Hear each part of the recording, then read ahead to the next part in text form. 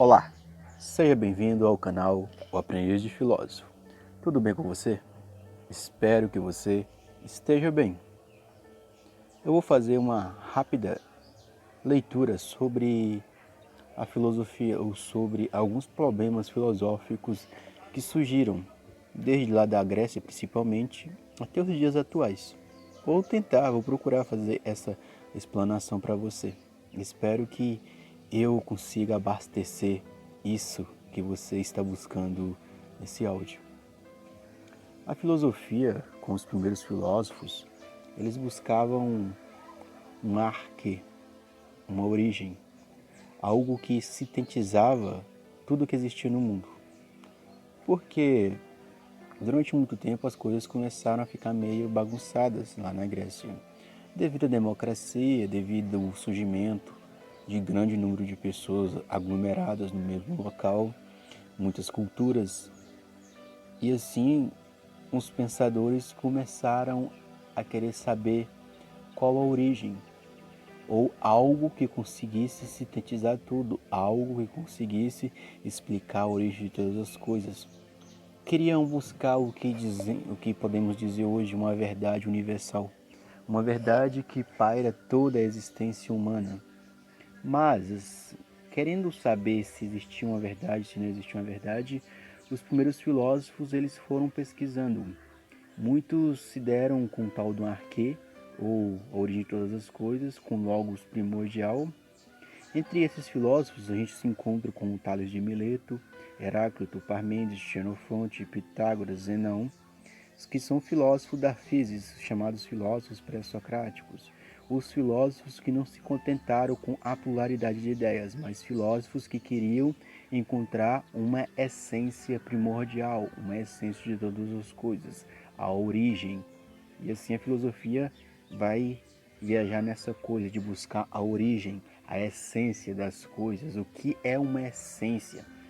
Você tenta entender isso? O que é uma essência? O que é a essência das coisas? E os filósofos queriam buscar isso, uma essência, uma coisa que conseguisse resumir todas as coisas que existem no mundo. E assim eles pesquisaram. E com Heráclito e Parmênides, Heráclito acreditava que existia um logos primordial. Parmênides acreditava que existia um ser eterno e imutável, que entre Heráclito e Parmênides talvez você vê o que? Uma essência entre os dois ali.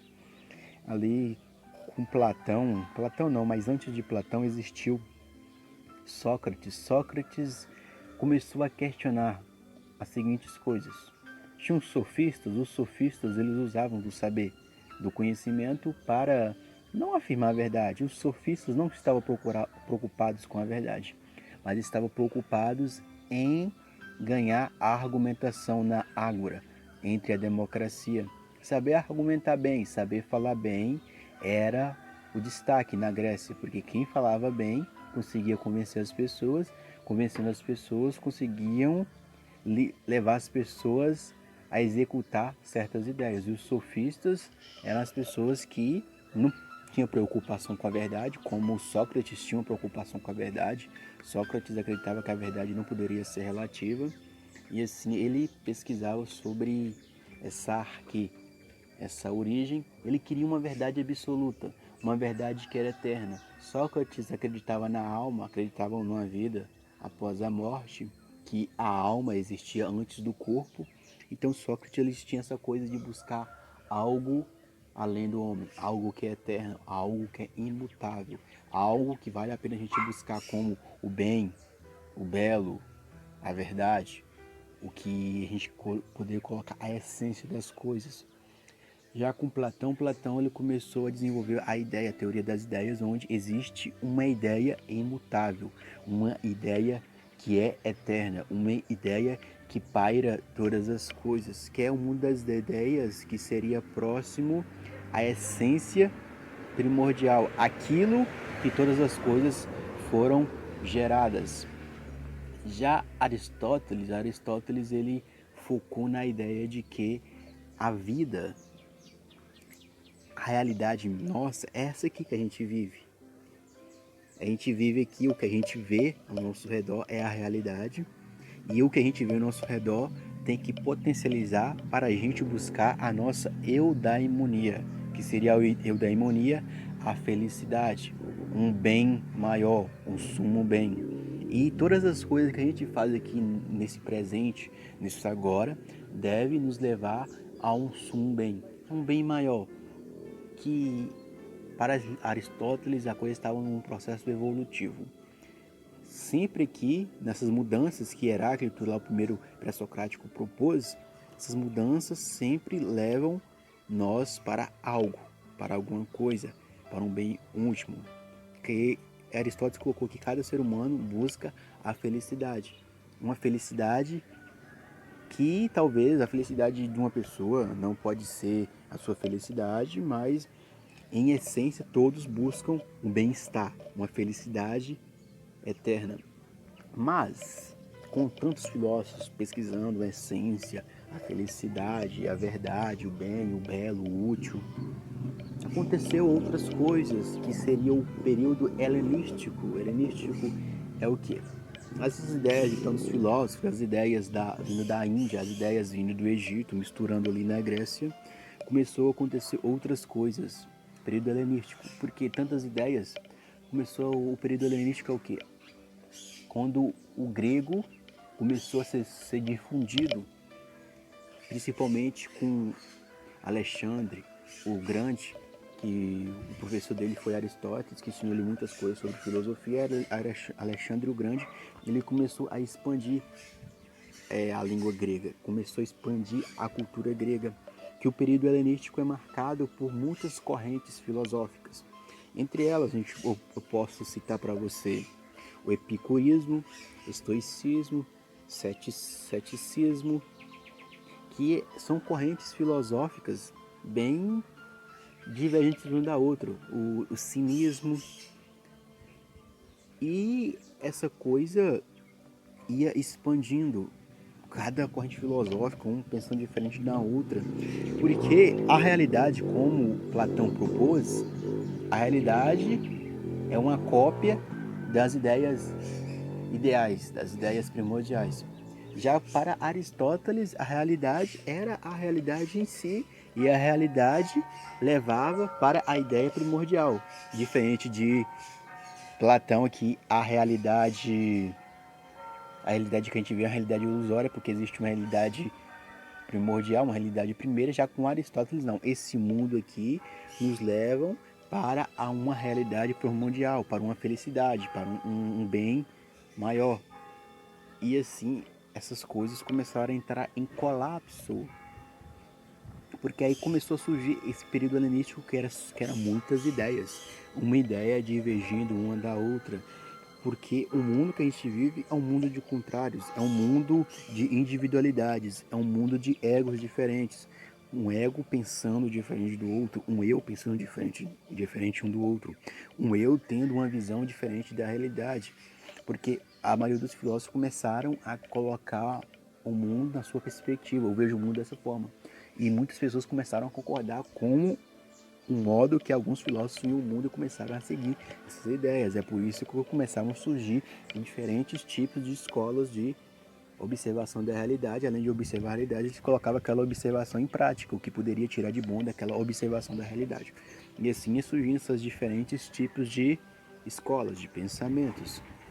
Mas volta a um divergente novamente, porque aí surge um período que é do cristianismo, um período mais forte, que você pode ler muito bem Macabeus, onde mostra que antes do cristianismo, mais 100, 150 anos antes do cristianismo nascer, o período helenístico começou, os helenistas começaram a invadir a área, o território, Canaã ali, que era o território dos judeus, que os judeus começaram a sofrer influências gregas, e assim os judeus começaram a cultuar deuses gregos, e assim começou a ter um choque de culturas, uma cultura diferente da outra. O pensamento judeu era diferente do pensamento grego, e assim a resistência de mudanças de hábitos, mudanças de costumes geraram muitas intrigas, muitas mortes.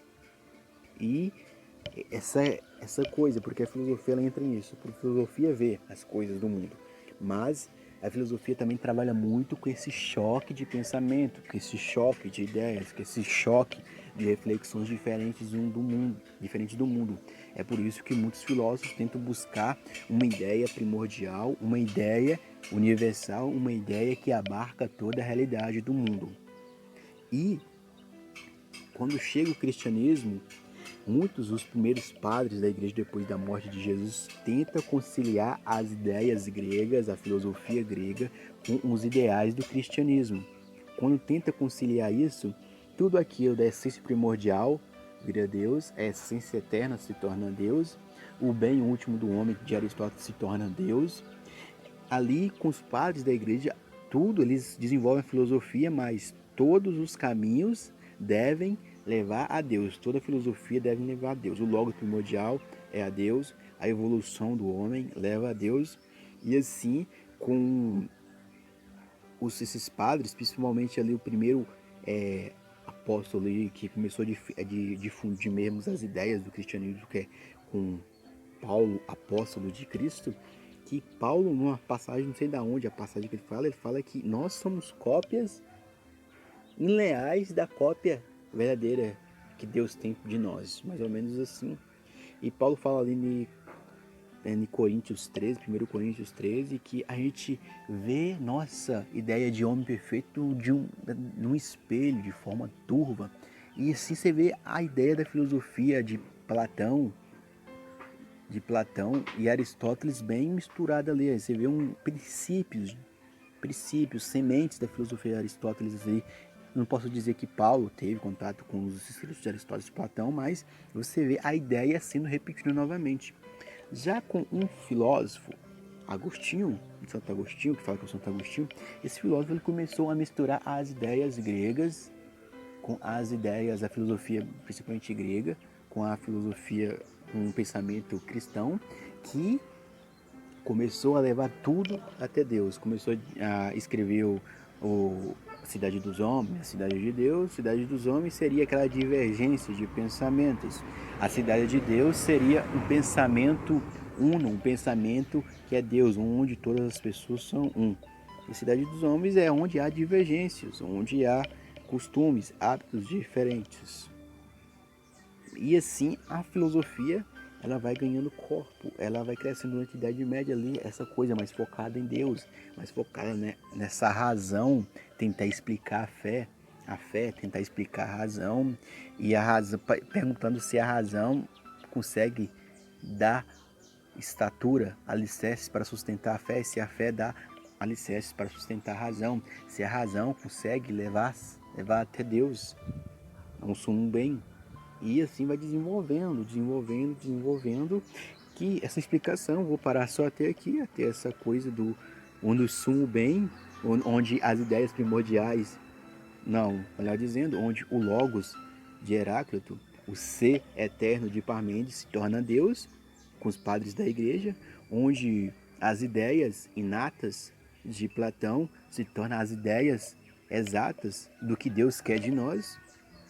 E o sumo bem, o bem último do homem, com o de Aristóteles, a eudaimonia, a felicidade que o homem buscava, a felicidade do homem, na leitura dos padres da igreja, se torna Deus.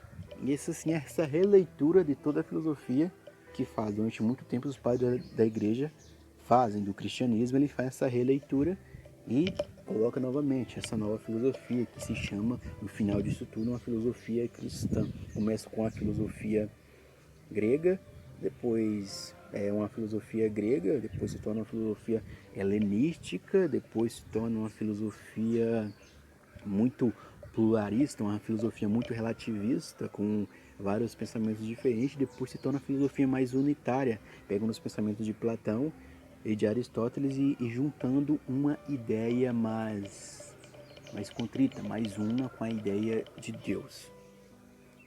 Eu acho que é só isso só que eu estou falando aqui. Até o próximo áudio.